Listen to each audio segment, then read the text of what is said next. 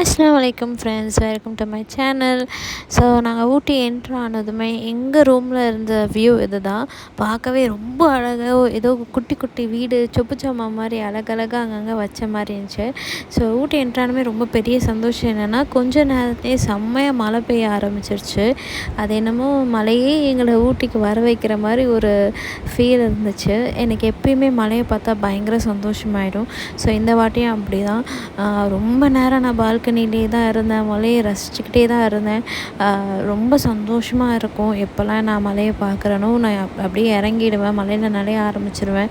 என்ன கவலை என்ன கஷ்டம் இருந்தாலும் மழையில் நனையும் போது எனக்கு அது எல்லாமே பறந்து போயிடுற மாதிரி இருக்கும்.